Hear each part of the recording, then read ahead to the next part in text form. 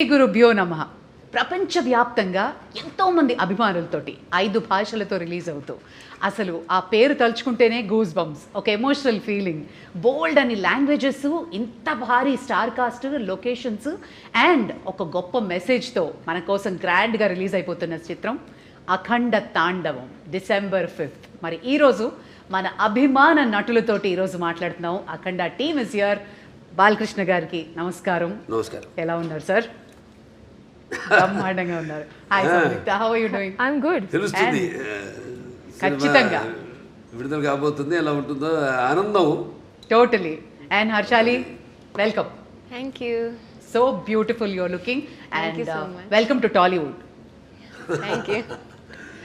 నందమూరి బాలకృష్ణ గారు అంటేనే మాకు పిచ్చ అభిమానం.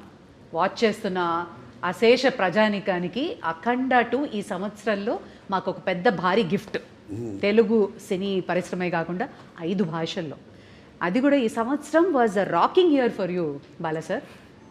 ఫస్ట్ పద్మభూషణ్లు అయ్యారు అండ్ ఈ సంవత్సరం భగవంత కేసరికి national award and world book of records. So 2025 ఎలా ఉండింది? చాలా బాగుండిందండి. ముందుగా నాకు ఇంత ధన్యమైన జన్మనిచ్చిన నా తల్లిదండ్రులకు, ఇంత ధన్యమైన జన్మనిచ్చి నన్ను అందరి హృదయాల్లో ఆయన ప్రతిరూపంగా నిలిపినందుకు దైవాంశ సంభూతుడు, విశ్వానికే విశ్వ నట రూపం ఎలా ఉంటుందో చూపించిన కారణ జన్ముడు, నా తండ్రి గురువు దైవం, విశ్వవిఖ్యాత నట సార్వభౌమ నటరత్న డాక్టర్ పద్మశ్రీ నందమూరి తారక రామారావు గారికి నివాళులర్పించుకుంటూ, అంటే ఆయన వారసుడుగా అటు సినిమాల్లో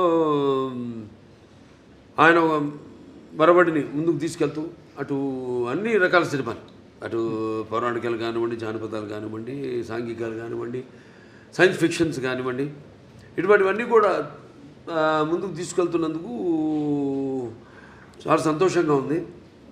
వాటిలన్నిటికీ ఇటువంటి ప్రశంసలు కురిపిస్తున్నందుకు అటు ముందుగా దానికి మూల కారకులైన ప్రేక్షక దేవుళ్ళకి అందరికీ మేము చేసిన ప్రతి ప్రయత్నాన్ని ఆదరించి అభిమానించి ఇటువంటి ఘన విజయాలు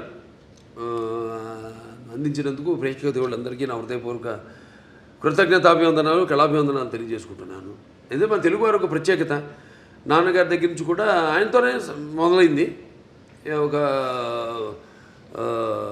కొత్త రకపు సినిమాలు అందించడం, ప్రయోగాత్మక చిత్రాలు ముందే ఊహించి, అంటే ఒక 10 ఏళ్ళ ముందు ఎలా ఉండబోతుందని ఊహించి అటువంటి ప్రయోగాత్మక చిత్రాలు ఆయన మొదటి నుంచి చేయడం, దాని ప్రజలు ఆదరించడం, అంటే వెన్ను తట్టి ఇంకా ఇటువంటి మంచి సినిమాలు ఇవ్వండి అని అభినందించడం, ప్రోత్సాహాన్ని ఉత్సాహాన్ని ఇవ్వడం. సో ఆ వరవడిలోనే ఈ యొక్క ఆయన ఈ పరంపరను ముందు తీసుకెళ్తున్నందుకు సో అటువంటివన్నీ ఓకే, చాలా సంతోషం. అటు కేంద్ర ప్రభుత్వం నన్ను ఒక నటుడిగా గుర్తించి ఇన్ని రకరకాల విభిన్నమైన పాత్రలు చేసి ఇన్నేళ్ళు 50 సంవత్సరాలు అసలు మన ప్రపంచ చరిత్రలోనే అది ఎక్కడ ఏ భాషలోనూ ఎవరికి సాధ్యపడని 50 ఏళ్ళు హీరోగా నటించడం, దాని తర్వాత అటు హిందూపూర్ ఎమ్మెల్యేగా 3వసారి గెలవడం, తర్వాత ఈ Basavataraka Indo American cancer hospital and research ఇన్స్టిట్యూట్కి చైర్మన్గా 15 సంవత్సరాలుగా ఉండడం. సో వీటిలన్నిటికీ ఎటువంటి ప్రశంసలు, ఇంకా మనం వెన్ను తట్టి ఇంకా వీటిని ఇలాగే కొనసాగించమని ఉత్సాహపరిచినట్టుగా భావిస్తాను. చాలా సంతోషం. Wonderful sir. ఇక ఎక్స్పెక్టేషన్స్ చాలా బాగా బ్రహ్మాండంగా పీక్లో ఉన్నాయి అఖండ 2 తాండవంకి. ఒకటి మీ ట్రైలర్ చూసాము, ప్రీ రిలీజ్ చూసాము, అండ్ మీ దివ్యమంగళ స్వరూపం చూస్తుంటే అసలు ఎలా సాధ్యమైంది సార్? అఖండ 1 ఎక్కడైతే ఎండ్ అయిందో ఆ తర్వాత ఏం జరుగుతుంది అని మేము బాగా ఎక్సైట్ అయ్యాం. మరి మీకు పెద్ద ఛాలెంజ్ ఎలా ఉండింది? కథ అక్కడి నుంచి ఎలా మొదలవుతుంది అసలు? అంటే మొత్తం కథ సినిమా చెప్పేయమంటారా? లేదు, టీజర్ ఇవ్వండి చాలంతే. లేదు లేదు, సినిమా ఏంటంటే ముందు నాకు బోయపాటి శ్రీనివాస్ గారికి ఒక మొదటి నుంచి కూడా మేము సినిమా చేసిన, లెజెండ్ చేసిన, తర్వాత అఖండ మొదటి భాగం చేసిన, ఇప్పుడు అఖండ తాండ రెండో భాగం చేస్తున్నా. ఎప్పుడు మేము ఎక్కువ మా సబ్జెక్ట్ డిస్కషన్స్ కానీ ఎక్కువ పెట్టాం. ఎక్కువ మాదంతా కట్టే కొట్టే తెచ్చే పద్ధతి అంతే. అంటే ఎందుకంటే మాకు అలా కుదిరింది, అంటే ఆయన నాకు ఆయనకు ఉన్న వైబ్రేషన్స్. సో ఏదైనా ఎక్కువ దాని గురించి ఆలోచించాం. ఒక్కొక్కసారి ఒక సినిమా పూర్తి అయ్యాక మళ్ళీ లెజెండ్ చేసినప్పుడు సినిమా గురించి కానీ, లేకపోతే లెజెండ్ అయిన తర్వాత అఖండ చేసినప్పుడు లెజెండ్ గురించి కానీ, లేకపోతే ఎప్పుడు అఖండ తాండవం చేస్తున్నప్పుడు అఖండ గురించి కానీ ఎప్పుడు మేము మాట్లాడుకోం, డిస్కస్ చెయ్యం అసలు. మేము అదొక ఇదిగా ఫీల్ అవ్వం మేము ఎప్పుడు. అంటే ఒకరి మీద ఒక నమ్మకం మాకు.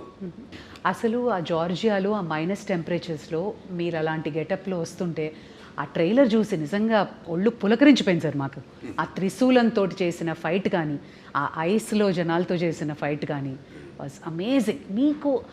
మీకు చలనిపించలేదా, లేదా హౌ ఫోకస్డ్ వేర్ యూ? అంతేనండి, ఇక బాత్రూంలోకి వెళ్తే ఇక ఆకాశమే అంతే. ఇక ఏ మూడ్లో ఉంటాను ఏంటో. ఇప్పుడు ఒక పాత్రకి వెళ్ళేవాడు నాకు తెలియదు ఆ పాత్ర గురించి.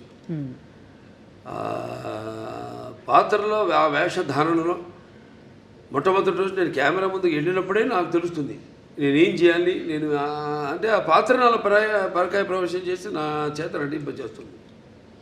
మరి చిన్నారి Harshali, welcome. And you look so cute on screen as well.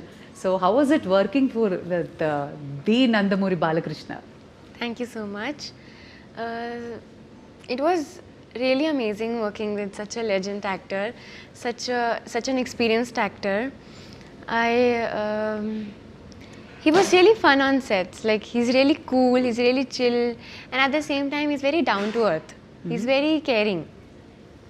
He took care of me a lot, and he would tell me some improvements in hand gestures and expressions during the shots that can improve my acting and expressions for the scene.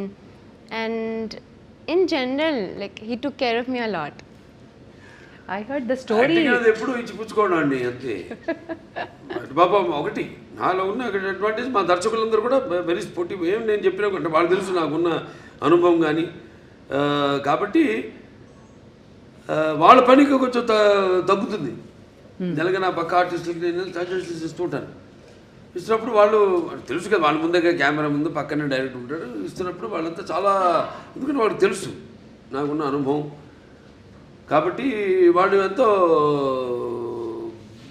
అంటే చేయడం కూడా ఒక నా కర్తవ్యంగా ఒక బాధ్యతగా భావిస్తాను. అంటే మీరుంటే సెట్ అంతా ఎనర్జెటిక్గా ఉంటుంది అంటారు. కమాన్ ఎవ్రీబడి, ఆ ఎనర్జీయే వేరు. అది ఆటోమేటిక్గా అందరు యాక్టర్స్కి ట్రాన్స్ఫర్ అయిపోతుంది. అండ్ మీ త్రయం బోయపాటి